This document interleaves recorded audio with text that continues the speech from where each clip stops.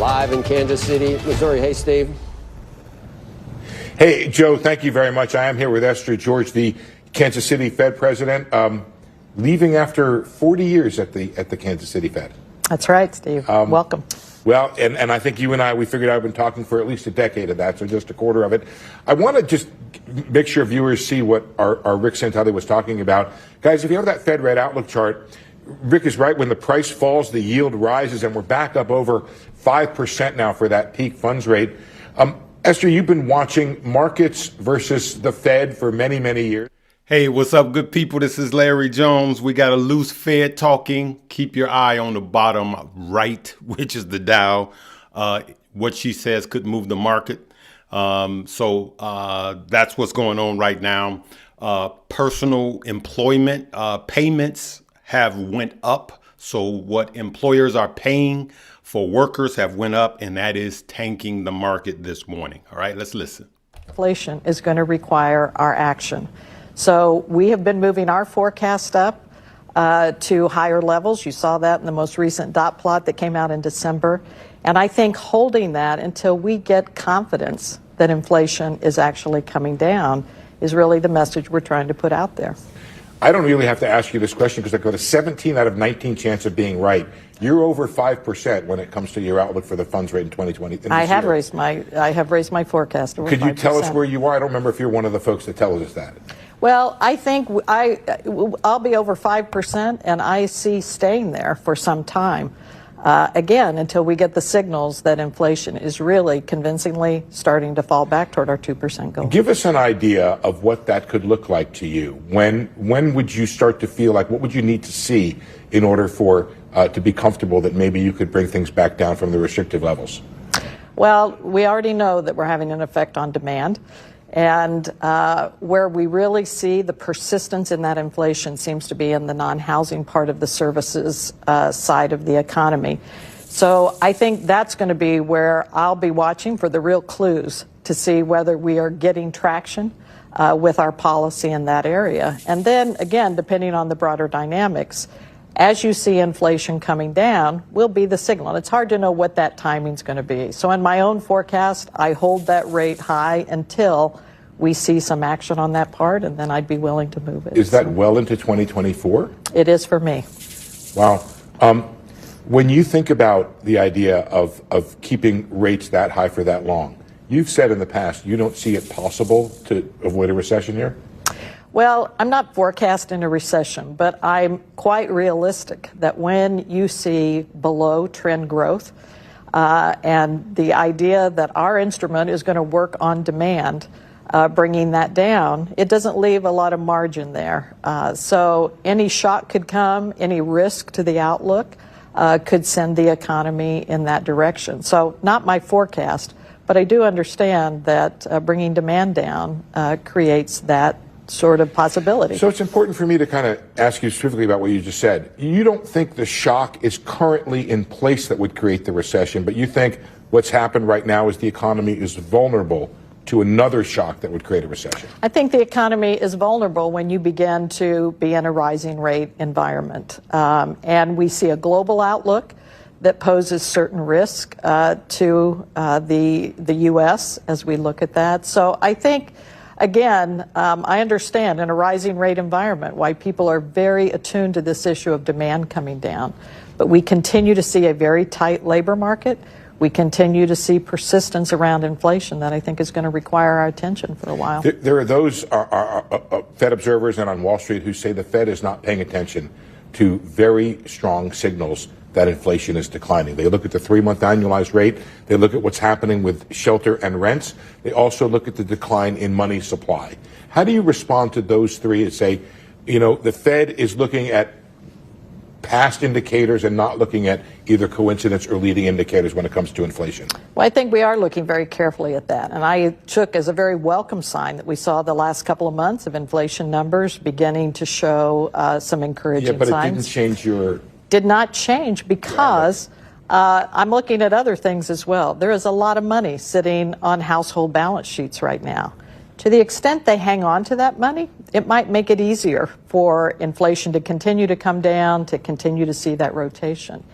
If that buffer of money though, begins to be spent out, then we will have a harder time, I think, in terms of bringing inflation back to our target over time. You were, I believe, I haven't double checked this, the lone dissenter in this whole aggressive rate hike series that we've had, but you had it for a very specific reason, not because you were dovish, but because you were concerned about protecting the balance sheet reduction process. How is that going? Are you satisfied that there's enough balance sheet reduction actually happening and it's at the right level of where it needs to be? So that process has begun, as you know, bringing the balance sheet down. And I think it's very important that the committee follow through on its plans to significantly reduce the balance sheet. This is only the second time that we've done that with quantitative tightening, if you will. We didn't get very far last time because we moved to an ample reserves regime. Now we have almost doubled the size of that balance sheet. So it brings more challenges this time, but I continue to think very important that we follow through on bringing that down, to take that duration that we brought onto our balance sheet and put it back into the market where I think it can be best priced.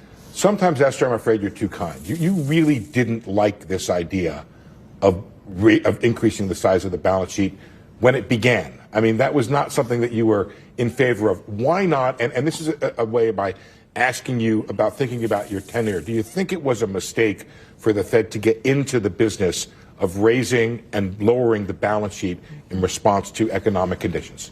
Yeah, I did have concerns about these balance sheet policies. They were largely untested. These were new instruments. Clearly, when interest rates moved to zero, it created this issue of, was it enough, and were there other ways to provide it? So it was an experiment of sorts. I think we still have a lot to learn about what the consequences are of these balance sheet policies. And I think in this episode, we have now done considerably more. We have a much larger balance sheet. And I think the research needs to continue on what does it mean? Because what you set in place is really substituting the central bank and its role in how duration is priced in the market. It complicates the removal of accommodation, I think, in many respects for that policy, and that was understood early on. Do you think the Fed did too much during the pandemic? A balance sheet? I don't think you could have known at the time. As with many things, those become counterfactuals. I think we will see whether too much as we see if that balance sheet is able to continue to come down. My own team is looking at this issue. They put out some research looking at how much accommodation does the balance sheet provide, what challenges will come with that. And I think that's worth paying attention to in the years ahead. But you could sort of not counterfactually, but factually say in that whatever happened over the course of the pandemic has led to double-digit inflation, that it was factually too much. Wouldn't you say that? Well, we saw coming stimulus from the fiscal side, some $6 trillion. You had a Federal Reserve. But you didn't react to that. We reacted to a pandemic shock that I think was unprecedented. But should you have reacted once the fiscal side came in? And I get that last time this happened, in the great financial crisis, there was no fiscal. Right. And this time it happened. Should the Fed have adjusted to fiscal? Is that something you would tell your successor, that the next time this happens, right, God willing it doesn't, but that if the fiscal side comes in, the Fed needs to back off? Well, I think that will be a learning from this of how much that was. And I think also, remember, we had an experience over a long period of time. The last time we did quantitative easing and then began to remove that was a very different time. Markets were a little more skittish about what we were doing. It took a long time to get to a peak funds rate of 2.5%. And so that playbook clearly didn't apply this time. And inflation absolutely was the reason. Two more questions I just want to tell in the control room. Are you concerned, given the decline of the balance sheet and what's planned for this year, about financial stability? I think you always have to be concerned about financial stability. That doesn't mean I see something on the verge of blowing up, but I think we know from history those things don't really manifest themselves until they do. And so you're constantly looking at what are the conditions. It's why I think you have to think about what reach for yield can result from having this duration on the Fed's balance sheet. And then just the last thing, President George, some people leave a letter for their successors. Could you tell me what might be in that letter, things that you have learned that are unique to your experience here with 40 years at the Fed? Well, I'll just say, Steve, it has been a tremendous privilege to serve this region, to carry out the Fed's work. And I would tell my successor, stay connected to this region, make sure that you represent the economic interest here when you go back to the FOMC meetings, and do everything you can to both listen on the ground to what's happening and attach that to the data that you're making decisions on. Congratulations on a long career and a successful career, and you'll be leaving the end of this month. Your successor, we're waiting for the name. We're waiting. Okay. Thanks very much. Becky, back to you at the NASDAQ. Steve, thank you. That was a lot to listen to. Yeah. We've been watching the markets during all of this, and Yeah, they're down, Steve. Didn't take her End comments that very interview. kindly. End it. End it. The markets are... No, As kidding. she was talking about, Kidding. I'm look, kidding. she was making it very clear Yes. that she is looking at rates getting to above 5% and looking at them staying there for a relatively long period of time, for a long time, I think is what she said. We watched the Dow futures tick pretty steadily lower during the course of that time. Right now, it looks like the Dow futures are down by about 142 points. We saw them down by as much as 170 points while that interview was going on.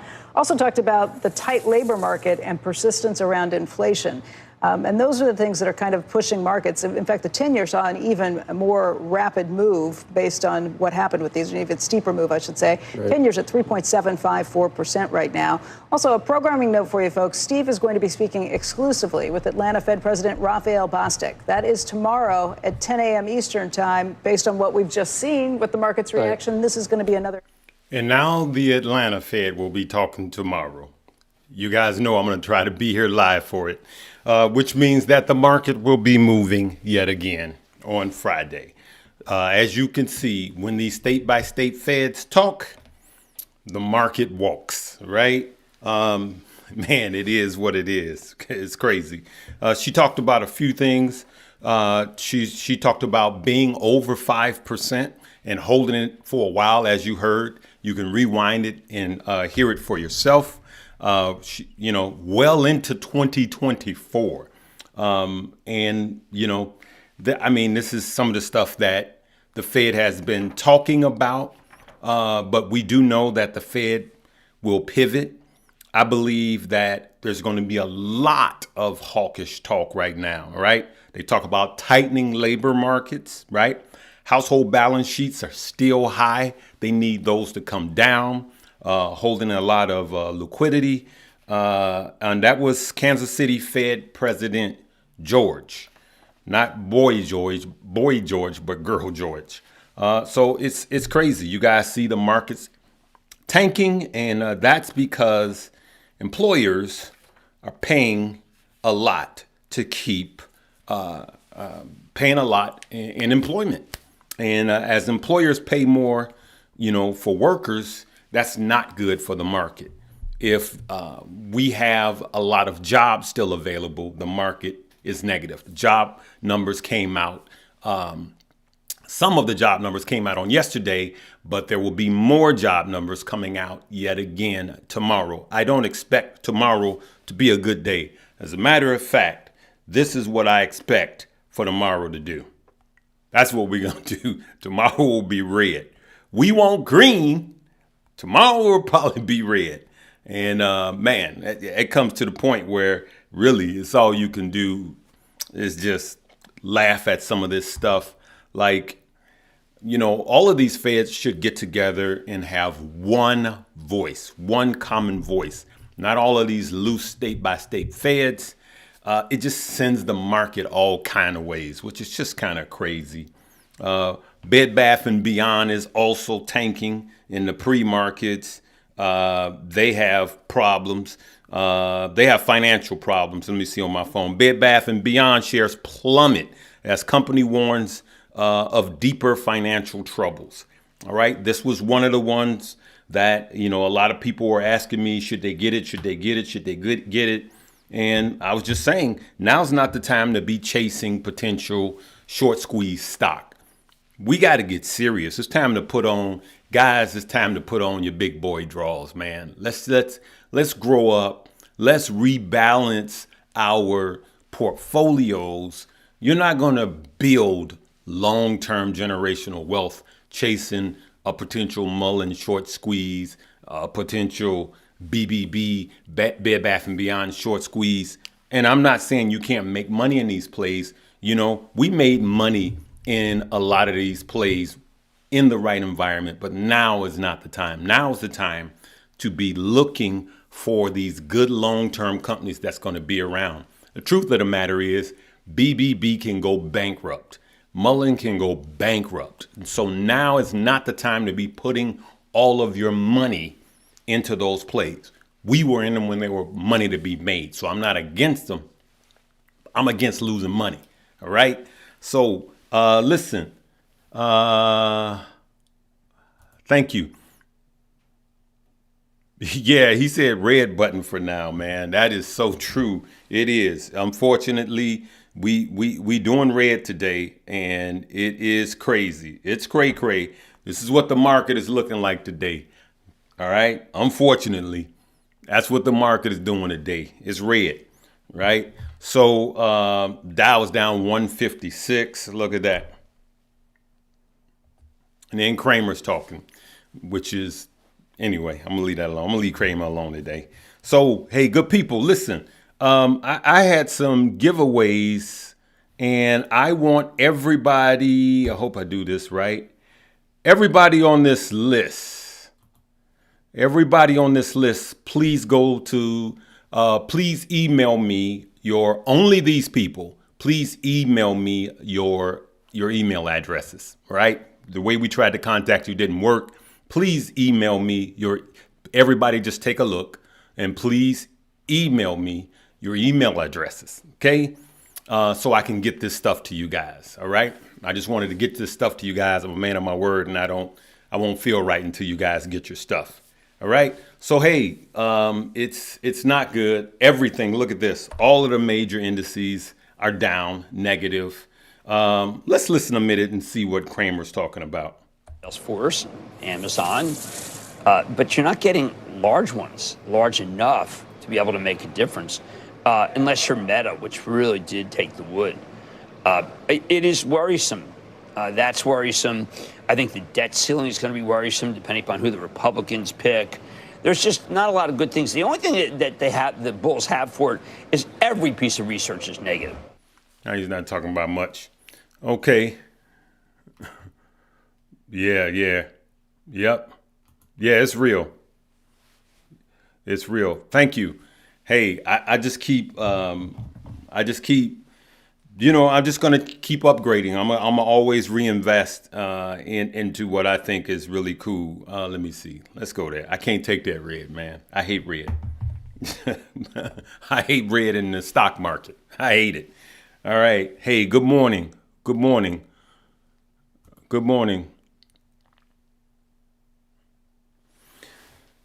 Excuse me.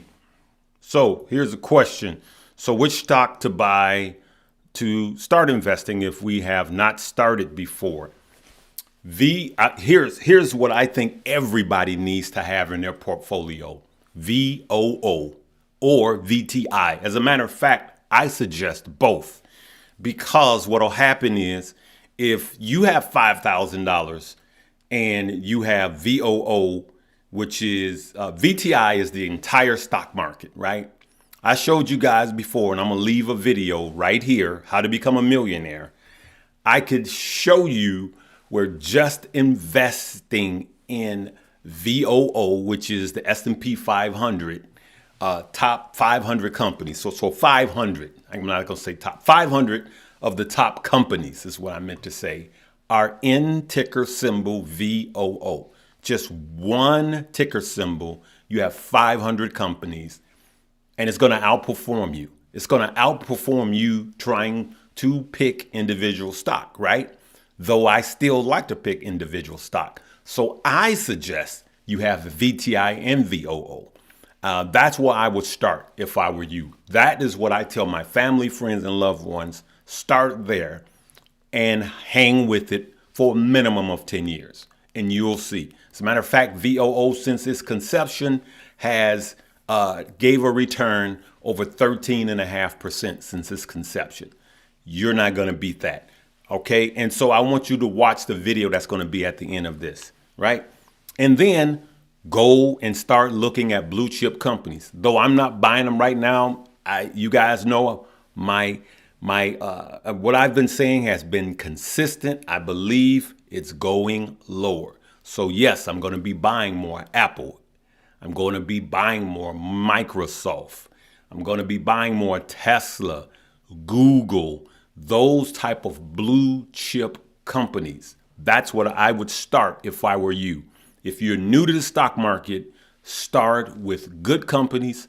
Start with ETFs like ticker symbol VOO and VTI. That's what I would suggest. And go long term. These are not swing trades. These are investments. All right.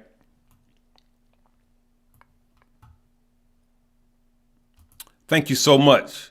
Thank you so much. Thank you for everybody that watched the movie. You know what? I'm going to do something one day and we're going to discuss the movie. Okay. Happy New Year.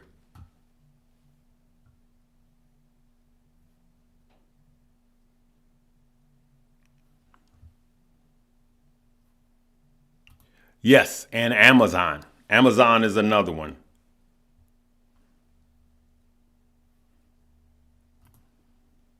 So just stop. You've been catching a falling knife. Listen, family. Sometime investing is just sitting still. Stop. Don't have FOMO, family. I don't want you. Let's get straight. Let's get straight. Stop. Just stop. You see a dip and something says bye. Just stop. Just stop. Just don't. Just don't right now. And if you want to buy, take the smallest denomination and buy right now. Just DCA. But as you guys know, as far as my big money, I'm not buying any dips right now. I'm still DCAing. But that I'm going to do for a minimum of the next 10 years. But that's like $5 a day, $10 a day. But as far as big dips, as you guys know, and I've been right since January of last year, I've been saying it. I've been ringing the bell. Just cash up. Just cash up. Right? I would wait at least until Q4 earnings come out to buy. Me personally, I'm going to do, let's see what's going on. Futures moving lower and Treasury yields higher over about the past 25 minutes in the wake of jobless claims data. Steve Leisman's interview with Kansas City Fed President Esther George. For more, let's bring in Sarat Sethi, managing partner at DCLA. He's also a CNBC contributor. Nice to be a bottoms-up guy, as we always say. Sarat, what do you like? And regardless of the macro backdrop, what are you buying? So, Joe, what I'm looking for is, earnings resilience, companies that can provide earnings given kind of what's going on here with, every day it's like a seesaw. Where are we going? Are we cutting? So now he's looking for earnings resilience. That's what I'm looking for. That's exactly what I was talking about. So earnings, you got Q4 earnings that's going to come out. If they come out low, and most of us think it's going to come out low, the market's going down. I believe that Q1 of 2023 earnings are going to come out low.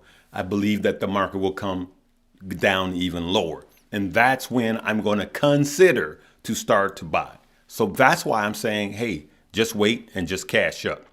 I love El Salvador myself, too. I love all my brothers and sisters over in the Caribbeans. Hey, who's from the Caribbeans?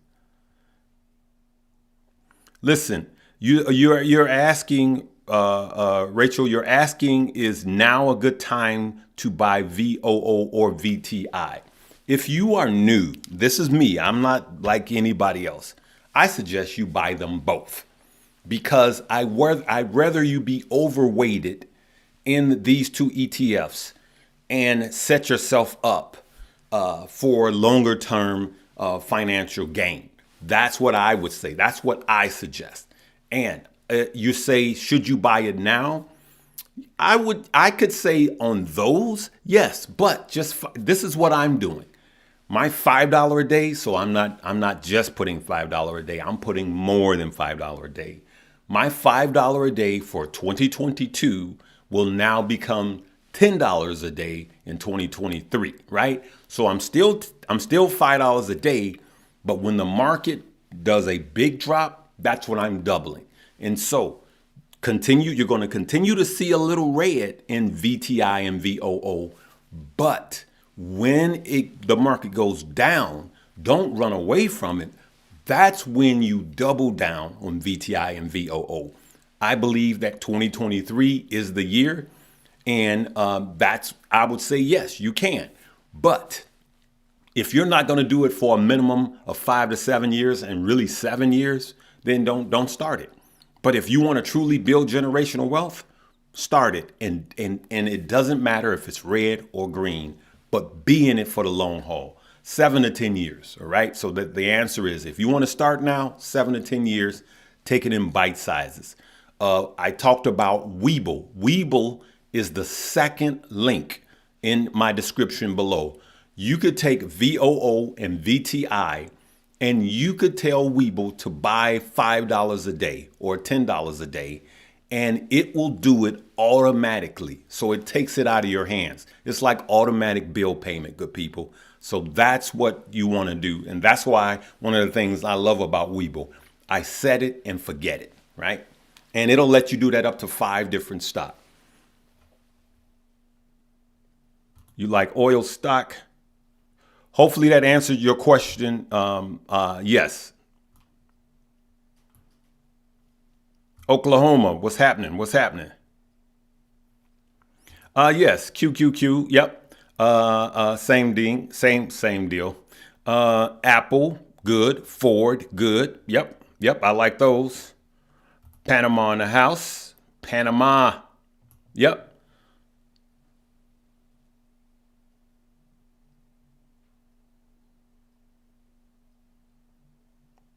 What's that? You know what? Douglas, this is what I'm thinking. This is what I'm thinking.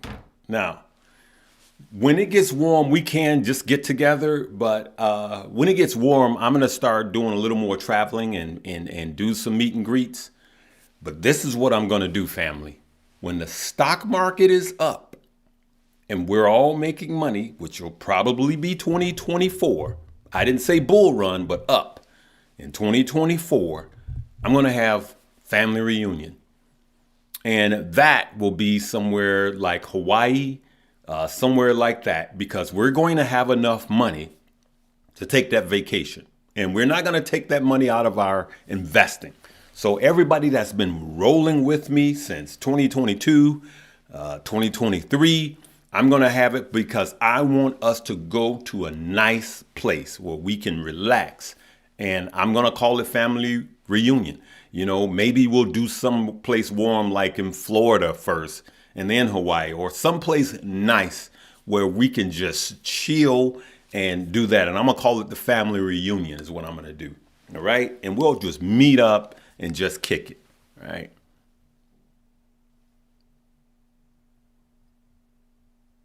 All right, here we go. Uncle Larry, I have some, you saved up 15K, buy one Bitcoin and hold long-term or stock. I'm just going to tell you, I don't care how old you are. I'm just telling you, I would be 80% stock. So I would be 80% stock and then go into Bitcoin. And would I buy one solid Bitcoin right now? I can't tell you. I don't have it. I don't have a crystal ball. Let me see my man, Chris.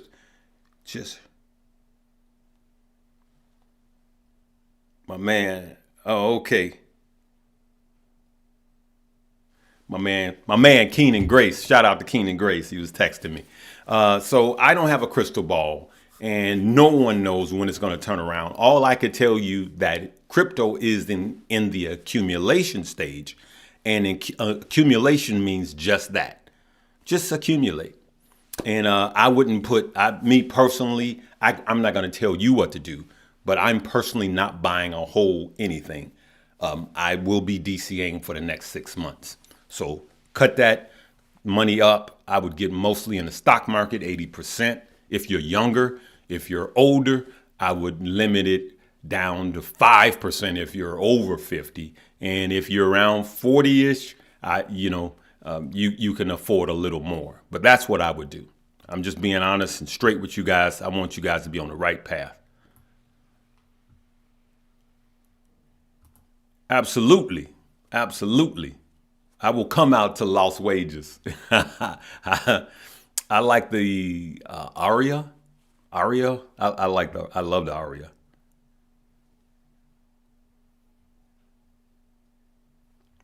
Yeah, this is true. Everybody can't travel to the U.S. So I don't know what to tell you. I can't be all over the world at the same time. I don't know what to do, man. I'm one person, and we'll work it out. We'll work it out. I want to be with you guys. Where is that? Someone said VTI, or which one should get them both? Get them both. I'd rather you be overweight these, because these are going to help you. So I have them both. I'm $5 a day in both of these, right? And somebody said, well, it's the same thing. Not really. If you look at the charts, they do chart alike, right? But they actually perform differently over a period of time. So I have them both.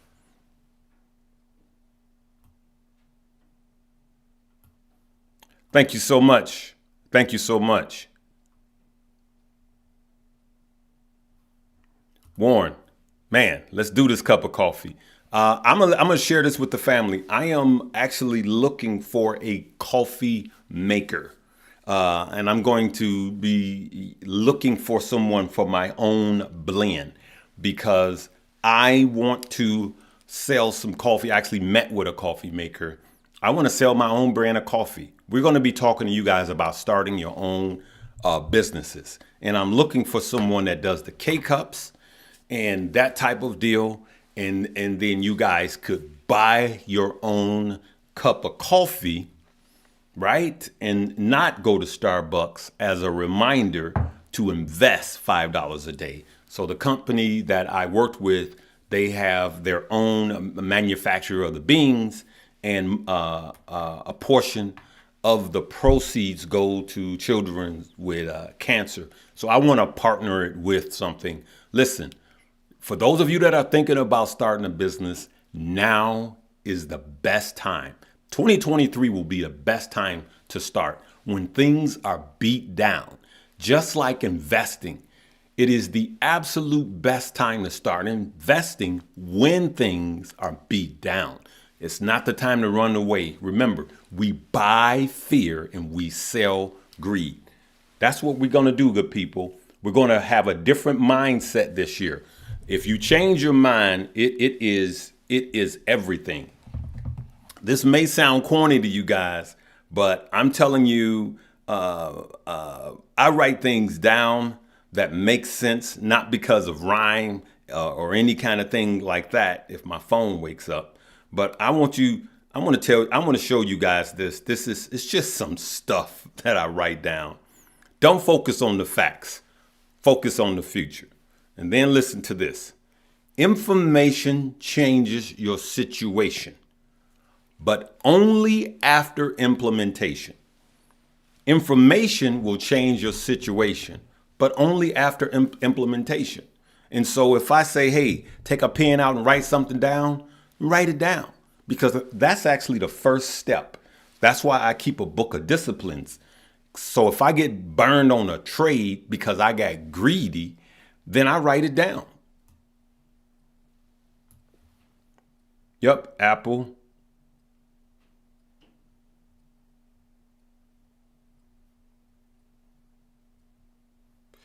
That's a good dividend stock. SCHD is a good dividend stock. Mommy Trader. Here, let's go to Mommy Trader. Mommy Trader talked about that. Let's go to Mommy Trader right quick. Good people. Let me go to Mommy Trader. Mommy Trader is someone you guys should be looking at, and you guys should be subscribed to. Let me go here. And she just did a deal on that. All right, let's go to Mommy Trader. Hey, guys, look at this. Look at this. This is our sister, Mommy Trader. I want everybody to look at this. Everybody, look at Mommy Trader. Look at Mommy Trader. All right. So Mommy Trader said it. VTI and VOO both pay a dividend, which is, see there? You see that? You see that, good people? I haven't tried this camera. Oh, there we go. You see that? Mommy Trader. But I want you guys to look at this. And what I want you to look at is this number right here. See this number right here? Let me blow that up. Look at that. Mommy Trader is 140 ish. She's 140 away from 10,000. You know what? I got crazy faith. I believe that we could get her to 10,000 before we end this live today. Y'all don't have me going on a hunger strike and sitting here begging y'all.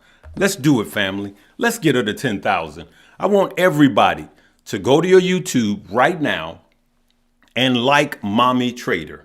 I want you to like Mommy Trader. Mommy Trader talks about that stock that you just brought up. She did it in one of her videos. It popped up.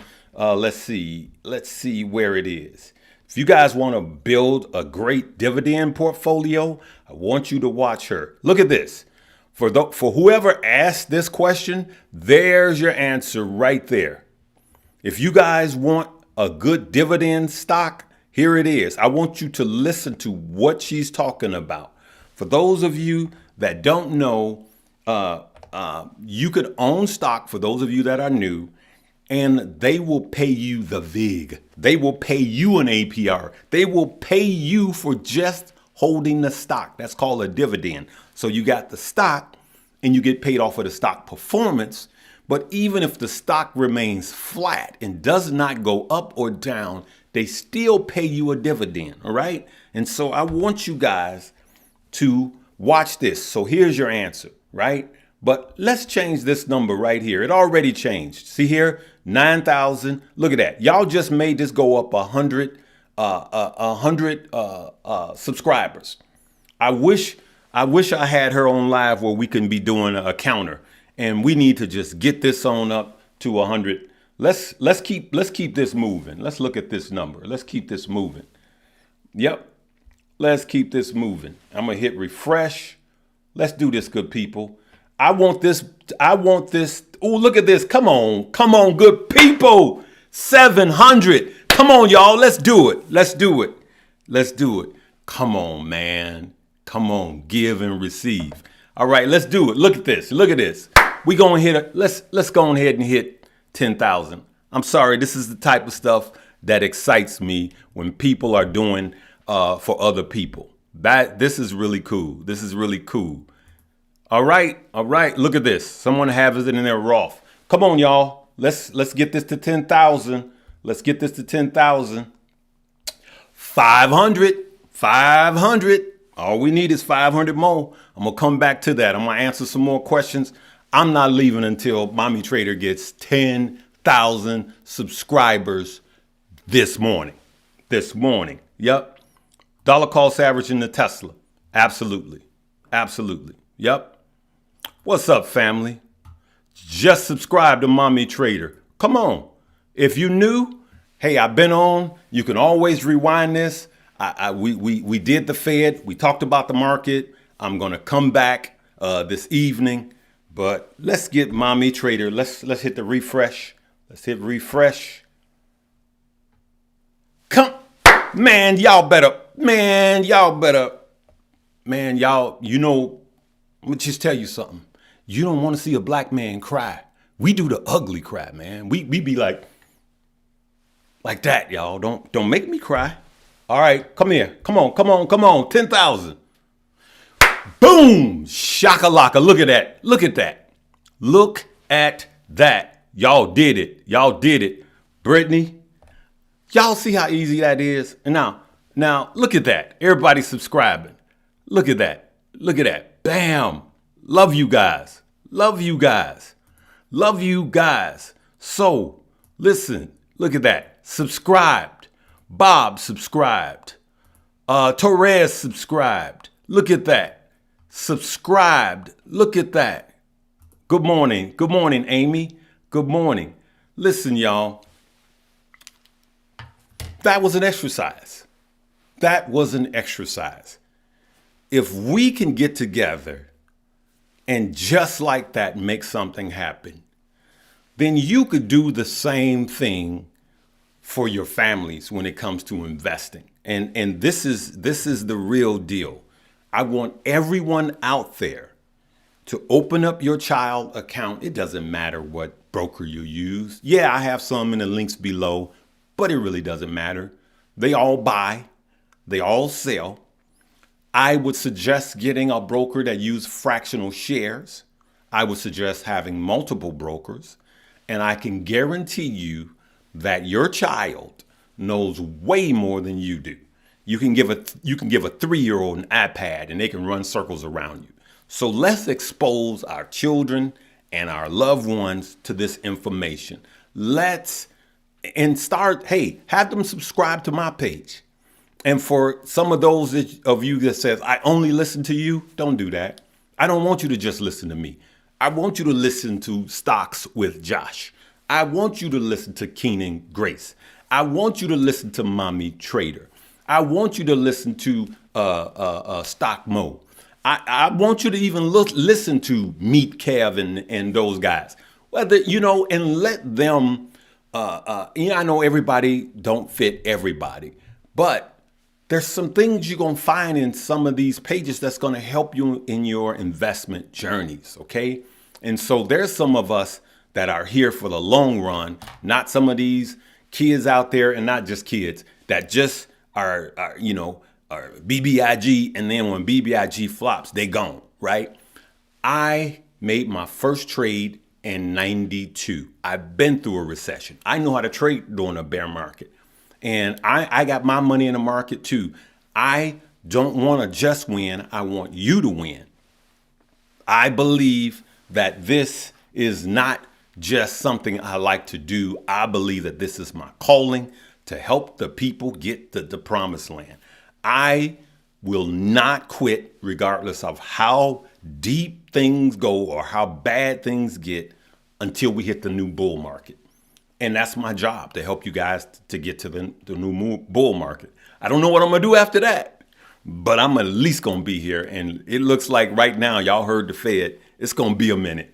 But just think about this, good people. The longer these stocks are down, all right, the longer these stocks are down, the longer you can buy on discount. Somebody says, yes, clear value investing is good too.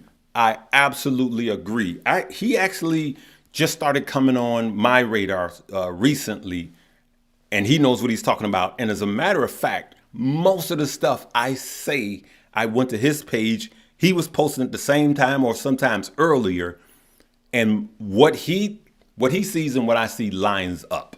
And so, yeah, Clearwater investing is also a good one. Yep. All right. Yep. You guys are still subscribing. Let's go to Mommy Trader again. Mommy Trader, I wish I could enjoy this moment with you. Look at that. Y'all clowned, man. Y'all clowned on this. Look at that. 10,000 just like that, man. Y'all made my day, man. Y'all made my morning. Yep. Yes. Yes. Put on those stop losses. I'm going to continue to talk about proper ways to use stop losses, buy orders, sell orders. Don't forget your stop losses, right? You got to know when to hold them, know when to fold them, know when to walk away, know when to run. Y'all listen to that song. But absolutely, and learn how to properly use stop loss, okay? Right. That's a good point. What else? What else do we have? No, I do not. Yep. Go. Look at that. Mommy Trader, we so happy for you. We so happy for you, Mommy Trader. 10K. Congratulations. You deserve it. Now, you are charged, Mommy Trader. I charge you to continue to put the people first, concentrate on, don't just start talking over people's head like a lot of influencers do.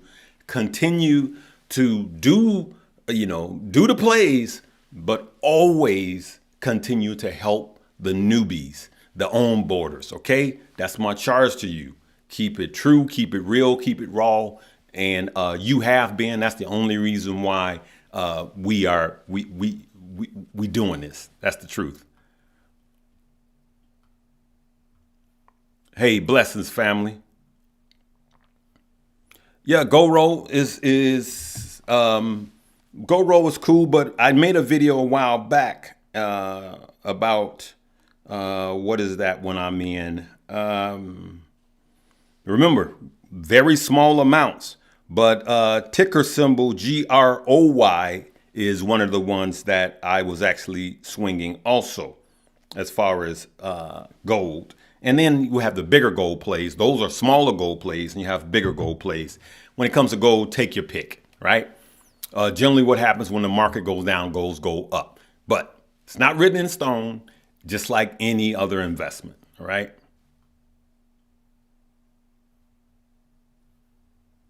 Yes. Yep. I don't know. You guys know I haven't been in Neo. I dropped Neo in 2021. You guys saw me take hell. They came at me, fam, when I told people I was no longer in a Neo. They came at me. And, I'm never going to make a video and say, oh, I told you so, and none of that. I mean, Neo could turn around. I just haven't been following it. I gave my reasons why I got out of it in 2021. That was it, that was it. So I'm sorry. I don't know. I would say the other guys that are covering it, look at them, but I'm just not in it.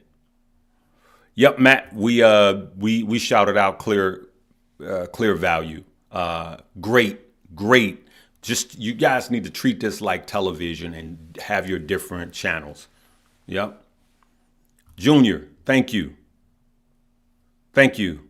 Salvatore. Man, I had a friend named Salvatore back in the day when I was, way back in the day. There we go. People still subscribing. That is so cool. That's so cool. I was looking at that. I'm gonna see Polestar. Now listen, Polestar is a great car company. A friend of mine bought a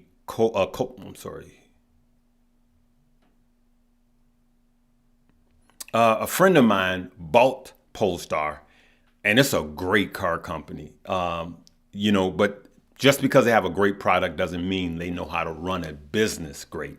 And so I haven't really looked into them. You got to look at the financials, look at, do they have cash? So just like Lucid, let me talk about Lucid for a moment, right? Now, we've made a lot of money on a Lucid when it was a SPAC. We got in early and rolled it up, and we were up. You can go back. We were up as much as 500% in Lucid. But there was a time to get out. And now, when you have new car companies, the biggest problem is their burn through rate of cash. So we know, I believe that the Saudis gave them another 1.5 billion. I might as well be on until opening bell. We know that the Saudis gave them another 1.5 billion, and that's enough cash flow for them to survive for a little while. And but they're going to have to do share dilutions, and that's going to bring the price down because they're going to have to raise capital. They got to raise more money. And that's the fear with Lucid right now. And so they do have enough money, I believe, to make it through 2023. And it's all about money. They have to build out, just like Tesla, giga plants and all of that. And that is where all of the money will be spent. I drove that Lucid. I was one of the first to drive it. Went down to the plant and went out to wherever they build them at. I did so much travel, and I drove it, and I love the car. It kills Tesla.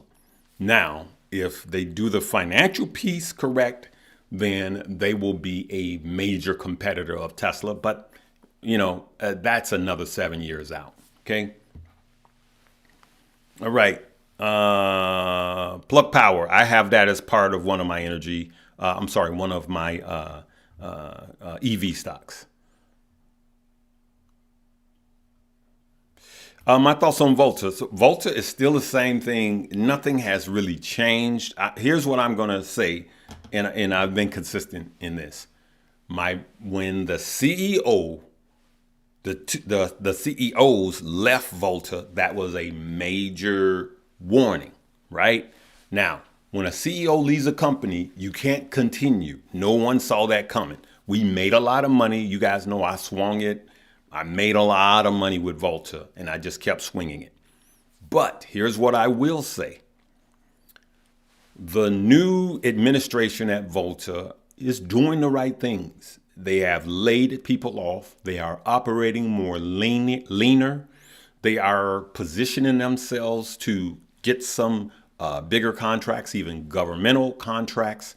So as far as a small penny stock now, that is positioning themselves, they are. But the bottom line is capital. Do they have enough money? If this was 2021, I would be in heavy. But since we're in a bear market heading towards a recession, do they have enough cash to last through, right? Or will they be bought out? No one knows. So remember, I was saying, whenever you have penny stock, you invest pennies. Right? And so don't go dumping all your money into Volta and stuff like that right now.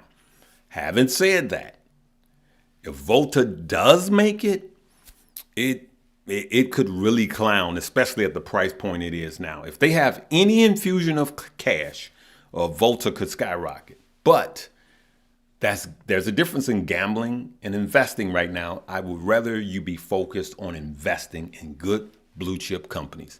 Every time we talk about these, I talk about that, people start flipping and getting outrageous. Remember, penny stock, penny. Low cap stock, low money. Big cap stock, big money, right?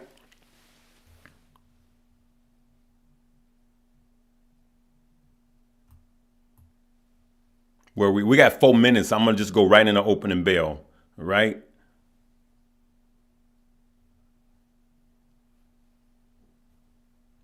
All righty. Let's see what they're talking about. Man, you guys did it for Mommy Trader. I'm so geeked right now. It is crazy. Look at that. One more time. Look at that, good people. Y'all did that. Y'all did that, man.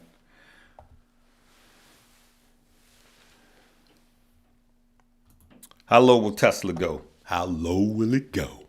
Tesla looks like it has support, strong support at 65. But I would be buying it at 85. I do believe that. Yeah. You're right. I forgot Stock Curry. Yeah, I forgot Stock Curry. Stock Curry's another one. Yep, absolutely. I'm subscribed to Stock Curry. I love Stock Curry. Stock Curry's a smart guy. Add Stock Curry to that list. Right. I'm sorry, I only had 1 cup of coffee. Thanks for the update. Yeah. So let's see what they're talking about. We're going to go into opening bell. Here we go. Look at that. For those of you that asked for, I'm so sick of this stupid commercial. But anyway, hey, this is the way I do news, all right? So look at in the top here. Ford pickup truck sales in December has helped narrow overall sales decline in 2022.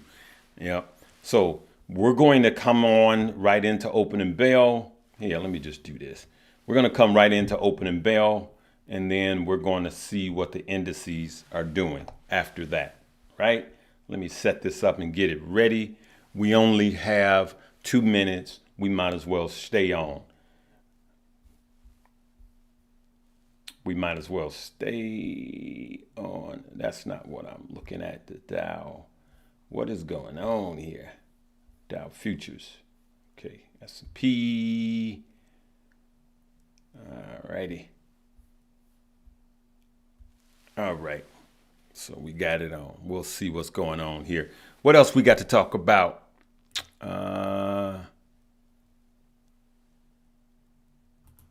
Oh, Apple's good, man. Apple's good. Google's good. Those are two of the companies that still, again, we got 2 minutes to opening bell because I'm on a delay. Those two companies, man, those are no-brainers for me.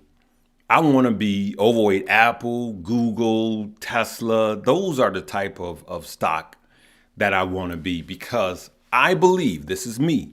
Remember, this is just me.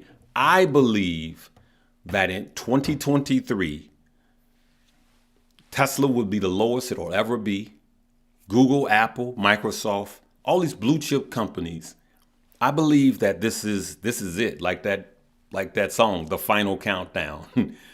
I believe that there will be the lowest that there'll ever be in your lifetime.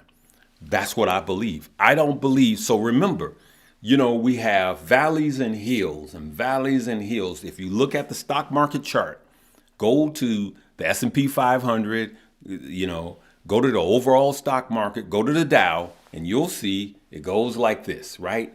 Higher lows and higher highs, right? Every so many years, it just does this, does this, does this. So now my question to you is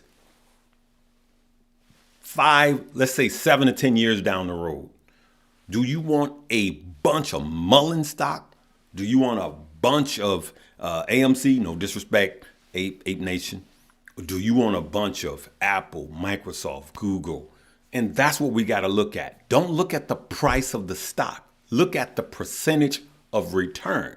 That's why I suggest everyone getting a broker that allows fractional shares. That is such a huge blessing for everyday average people like you and I to get into the stock market. All right, here we go. Let's go to it. For payrolls tomorrow, the 275. It's too hot. It's still too hot, which is, by the way, amazing. It's amazing that you could raise, and it not impact. And I think that it's just an extraordinary testament to our economy of what a juggernaut it is. And then we also have a lot of Fed infrastructure money coming. But look, the Federal Reserve can't be happy with how strong this economy is. They're trying so hard to slow it down but not crush it. And people are going to start thinking they got to crush it. Yeah. By the way, here at the big board, it's Constrained Capital celebrating the launch of the ESG Orphans Index. You guys heard it. The Fed is not happy with how strong this economy is. That's it. They have to bring it down and they have to cut it off at the knees. And how do you cut something off at the knees without crushing it? And so the Fed will force us into a recession. That's what I see. And every day, the ability for them to land the plane safely becomes more narrower and narrower. And I just don't see, you heard Fed George from Kansas City. We're not going to avoid a deeper recession because we're already in a recession. All right. I'm like Denzel. You don't plan it. Let me stop. Okay, Fed. Okay. I can't do it. But listen, this is what's happening. Let's look at the indices. All right. Go. Let's take a look.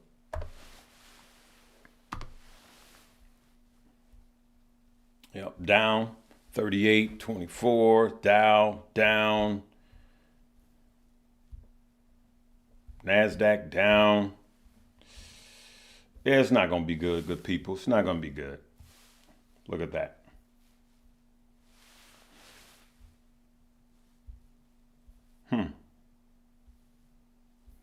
So let's look at what Tesla is doing today, because that's what I want to see. What is Tesla doing today? Here we go. That's what Tesla's doing today. Tesla's 108. For those of you that's asking, Tesla is 108. Tesla's coming under $100, right? It is. Tesla's going to continue to fall under $100. This PE ratio will be in the 20s. When this PE ratio comes down to the 20s, that is when I will consider buying.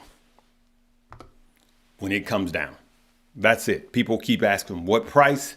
I'm not focusing on the price right now of Tesla because nobody knows what Tesla is. Is it just a car company? All of that. We debated that.